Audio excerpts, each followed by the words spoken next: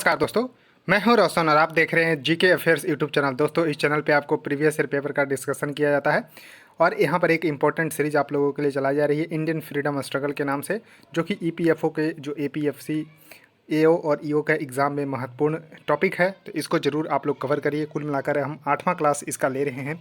इससे पहले के 7 क्लास चैनल पे पड़ा हुआ है, तो उसको ज़रूर देखिए और अपना नोट्स भी साथ में बनाते चलिए। और देखिए, पीडीएफ लेना है तो आप हमारे टेलीग्राम से जुड़ सकते हैं, जिसका लिंक आपको नीचे डिस्क्रिप्शन में मिल जाएगा।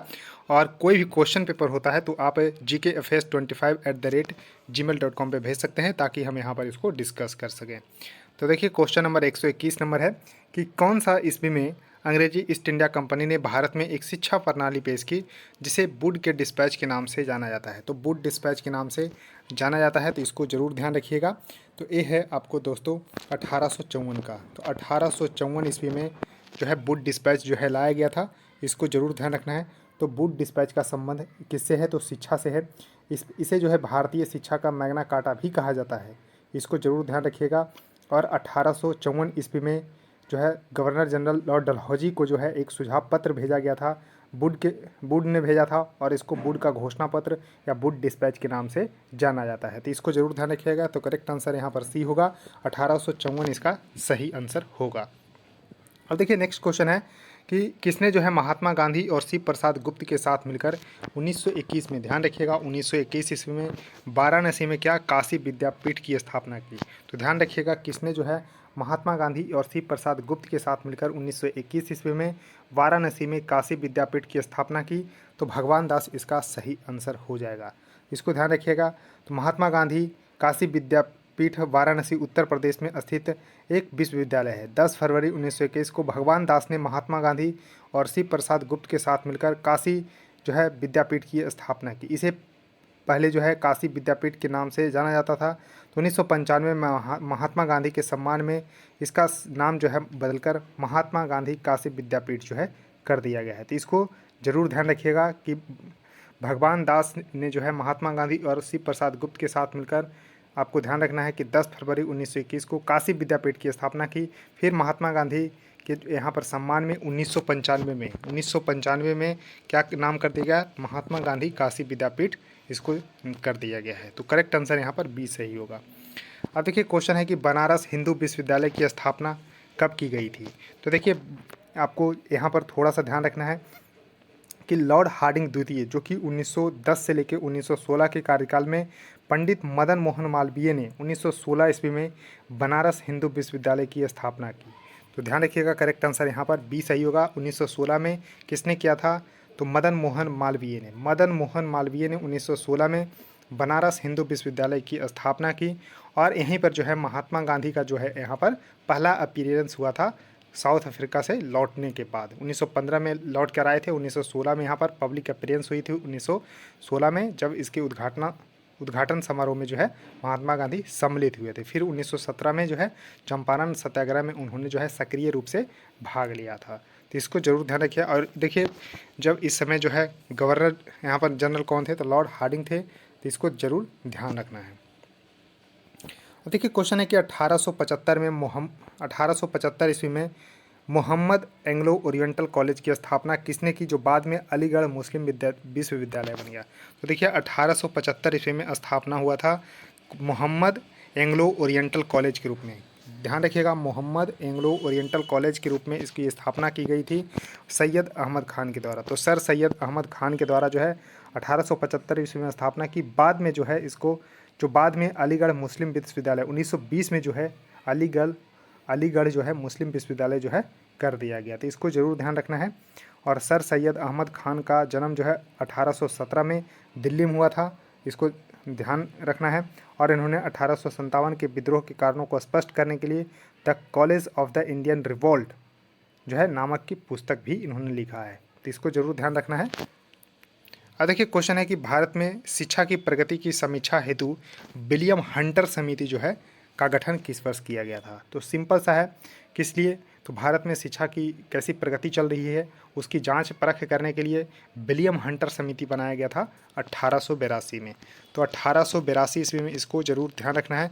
तो हंटर शिक्षा आयोग की स्थापना ब्रिटिश शासनकाल में लॉर्ड रिपन के समय में हुआ था। तो देखिए, लॉर्ड रिपन का कार्यकाल था 1880 से लेके 1884 के बीच में, और इन्हीं के कार्यकाल में 1882 ईस्वी में जो है विलियम हंटर आयोग की स्थापना की गई थी। तो चार्ल्स वुड के घोषणा पत्र द्वारा शिक्षा के क्षेत्र में हुई प्रगति की समीक्षा करने के लिए जो है, तो देखिए जैसा कि मैंने बताया था कि 1854 ईस्वी में वुड डिस्पैच जो है लाया गया था, तो उसकी जो है कितनी प्रगति हुई है, तो उसके जांच के लिए जो है 1882 ईस्वी में लॉर्ड रिपन के कार्यकाल में जो है, यहाँ पर आपको ध्यान रखना है, विलियम हंटर जो है समिति का गठन किया गया 1882 ईस्वी में। तो इस आयोग में 8 भारतीय सदस्य भी थे। तो ध्यान रखना है कि इस आयोग में जो है 8 भारतीय सदस्य थे। तो करेक्ट आंसर यहाँ पर ए होगा 1882 ईस्वी में। अब देखिए क्वेश्चन है कि भारत में पश्चिमी शिक्षा एवं अंग्रेजी भाषा शुरू करने के लिए वकालत जो है किसने की। तो देखिए राजा राम मोहन राय का नाम इसमें सक्रिय रूप से लिया जाता है। तो करेक्ट आंसर यहाँ पर बी सही होगा। तो पश्चिमी शिक्षा एवं अंग्रेजी भाषा शुरू करने की वकालत राजा राम मोहन राय के द्वारा जो है की गई थी। नेक्स्ट क्वेश्चन आपके सामने है कि 1884 ईस्वी में डेक्कन एजुकेशन सोसाइटी की स्थापना पुणे में किसके द्वारा की गई थी। तो ध्यान रखिएगा स्थान कहाँ पर है, तो पुणे में। कब, तो 1884 ईस्वी में। नाम क्या है, डेक्कन एजुकेशन सोसाइटी। तो किसके द्वारा किया गया था, तो विष्णु शास्त्री, चिपलूनकर और बाल गंगाधर तिलक। तो करेक्ट आंसर यहाँ पर ये सही होगा। तो विष्णु शास्त्री, चिपलूनकर और बाल गंगाधर तिलक के सहयोग के द्वारा जो है 1884 ईस्वी में पुणे में डेक्कन एजुकेशन सोसाइटी की स्थापना की गई थी। अब देखिए क्वेश्चन है कि वयस्क शिक्षा संगठन ज्ञान प्रसारक मंडली की शुरुआत जो है किनके द्वारा की गई थी। तो दादा भाई नौरोजी के द्वारा की गई थी। तो करेक्ट आंसर यहाँ पर ए सही होगा। तो देखिए वयस्क शिक्षा संगठन ज्ञान प्रसारक मंडली की शुरुआत दादा भाई नौरोजी ने की थी। उन्होंने धार्मिक तथा साहित्य संगठन में अहम योगदान दिया था। उनकी 2 शाखाएं थीं, मराठी ज्ञान प्रसारक मंडली और गुजराती ज्ञान प्रसारक मंडली। और उन्हें भारत का वयोवृद्ध पुरुष यानी कि grand old man of India के नाम से भी जाना जाता है। तो दादा भाई नौरोजी को भारत का वयोवृद्ध पुरुष या फिर grand old man of India के नाम से जाना जाता है। क्वेश्चन है कि अंग्रेजों ने भारत में अंग्रेजी को शिक्षा का माध्यम जो है कब बनाया था। तो करेक्ट आंसर होगा 1835 में। तो 1835 इसका सही उत्तर होगा। तो अंग्रेजी शिक्षा अधिनियम 1835 ईस्वी में भारतीय परिषद का विधायी अधिनियम था। इसके द्वारा समाज में केवल उच्च वर्ग को अंग्रेजी माध्यम में शिक्षा प्रदान की जाती थी तथा फारसी की जगह अंग्रेजी को न्यायालयों की भाषा बना दिया गया था। अंग्रेजी पुस्तकों की छपाई जो है मुफ्त में होने लगी और उन्हें सस्ते दामों पर भी बेचा जाने लगा। तो 1835 इसका सही आंसर हो जाएगा। करेक्ट आंसर बी होगा। अब देखिए क्वेश्चन है कि ब्रिटिशों ने भारत में अंग्रेजों को अनुदेशों का माध्यम कब बनाया था। तो अनुदेशों का माध्यम भी यहाँ पर करेक्ट आंसर होगा 1835 ईस्वी में ही। तो इसको जरूर ध्यान रखना है। अब देखिए क्वेश्चन है कि निम्नलिखित में से किस राष्ट्रवादी नेताओं ने मराठी समाचार पत्र केसरी के संस्थापक और जो है संपादक थे। तो करेक्ट आंसर होगा बाल गंगाधर तिलक। तो बाल गंगाधर तिलक जो है प्रखर राष्ट्रवादी एवं गर्मपंथी आंदोलनकारी के रूप में प्रसिद्ध थे और उन्होंने एक पत्रकार और साहित्यकार के रूप में भी जो है प्रसिद्धि प्राप्त की थी। और केसरी जो कि मराठी भाषा में और मराठा जो है जो कि अंग्रेजी भाषा में, तो केसरी और मराठा 2 इनके जो है ध्यान रखना है समाचार पत्र थे, केसरी और मराठा। तो केसरी जो है मराठी भाषा में थी जबकि मराठा जो है अंग्रेजी भाषा में थे।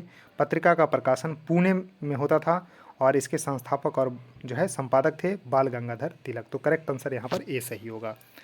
अब देखिए क्वेश्चन है कि स्वतंत्रता संग्राम में मदद करने के लिए लोकमान्य तिलक द्वारा जो है कौन सा अखबार शुरू किया गया था। तो देखिए इसका करेक्ट आंसर होगा ए केसरी। केसरी जो कि मराठी भाषा में थे।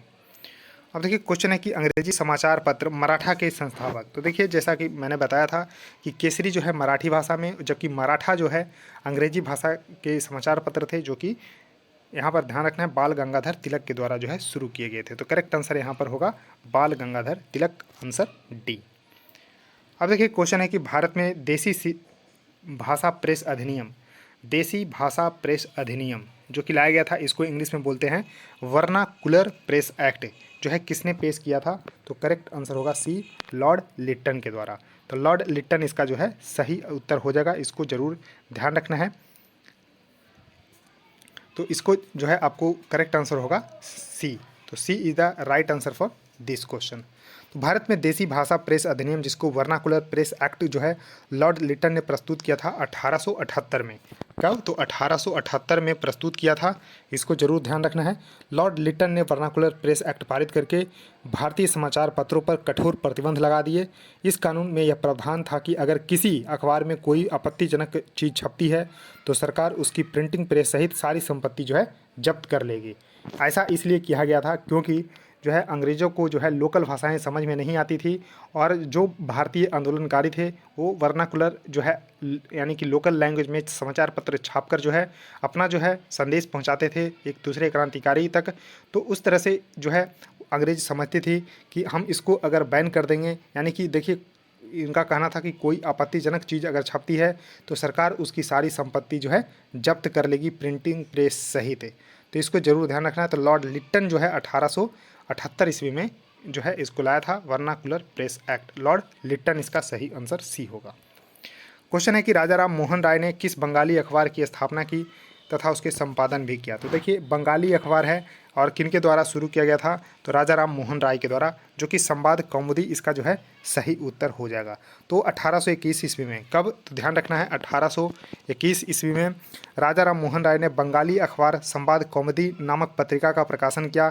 इस पत्रिका का प्रमुख विषय सती प्रथा का अंत कराना था, सती प्रथा का अंत करवाना था। और राजा राम मोहन राय ने 1828 ईस्वी को कलकत्ता में जो ब्रह्म समाज की स्थापना की।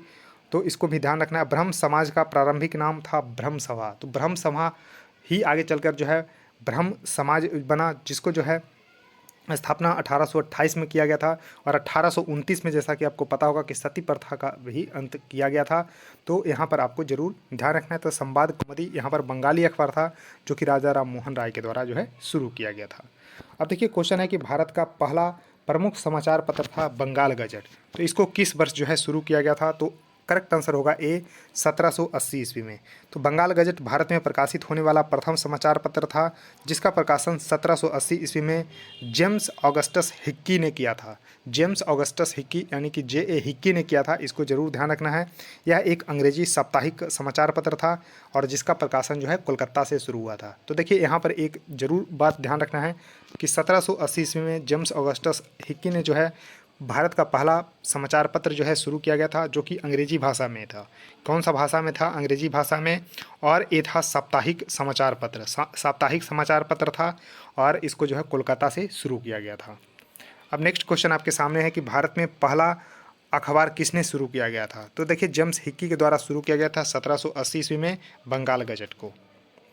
अब देखिए नेक्स्ट क्वेश्चन है कि समाचार पत्र बंगाल गजट, जो कि 1780 में भारत का पहला समाचार पत्र के संस्थापक कौन थे? तो जेम्स हिक्की थे। तो ये भी जरूर ध्यान रखना है। तो करेक्ट आंसर यहाँ पर बी सही होगा। अब देखिए क्वेश्चन है कि निम्न में से किसे भारत का पहला स्थानीय भाषा का समाचार पत्र यानी कि वर्नाकुलर न्यूज़पेपर जो है माना जाता है? तो समाचार दर्पण इसका सही उत्तर हो जाएगा। तो इसको जरूर ध्यान रखना है। तो देखिए समाचार दर्पण के संस्थापक थे जेसी मार्समैन। जेसी मार्समैन के द्वारा जो है समाचार दर्पण का संपादन किया गया था। तो बांग्ला भाषा में प्रकाशित यह भारत का पहला स्थानीय भाषा का साप्ताहिक समाचार पत्र था। कौन सा भाषा का था? तो ये था बांग्ला भाषा के। तो इसको भी ध्यान रखना है। तो बांग्ला भाषा के ये जो है साप्ताहिक समाचार पत्र था। और हिंदी भाषा का प्रथम समाचार पत्र जुगल किशोर द्वारा संपादित उदंत मार्तंड था। तो उदंत मार्तंड, तो इसको ध्यान रखना है, उदंत मार्तंड। उदंत मार्तंड जो है ये हिंदी भाषा का में प्रकाशित होने वाला पहला समाचार पत्र था, जिसके संस्थापक थे जुगल किशोर।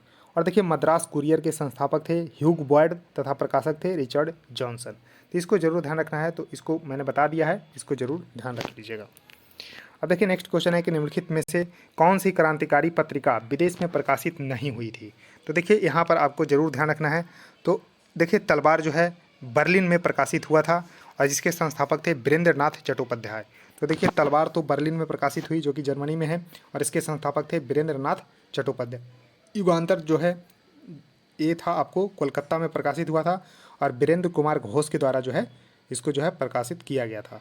और देखिए फ्री हिंदुस्तान वैंकूवर कनाडा से जो है प्रकाशित हुआ था, में यहाँ पर प्रकाशित हुआ था और तारक नाथ दास के द्वारा जो है यहाँ पर इसके संस्थापक थे। उसके बाद इंडियन सोशियोलॉजिस्ट जो कि लंदन से में प्रकाशित हुआ था, और सियाजी कृष्ण वर्मा इसके संस्थापक थे। तो देखिए तलवार भी बाहर में प्रकाशित हुआ, फ्री हिंदुस्तान भी, इंडियन सोशियोलॉजिस्ट भी, जबकि युगांतर जो है कलकत्ता में प्रकाशित हुआ था। इसको ध्यान रखना है, तो इसका करेक्ट आंसर होगा बी। तो दोस्तों इस वीडियो में इतना ही। आई होप आपको ये सीरीज बिल्कुल पसंद आ रही होगी, तो ज़रूर इसको लाइक करिएगा। और देखिए सबसे ज़रूरी है चैनल को सब्सक्राइब करके शेयर करना अपने दोस्तों के साथ, ताकि उनको भी फ़ायदा हो जाए।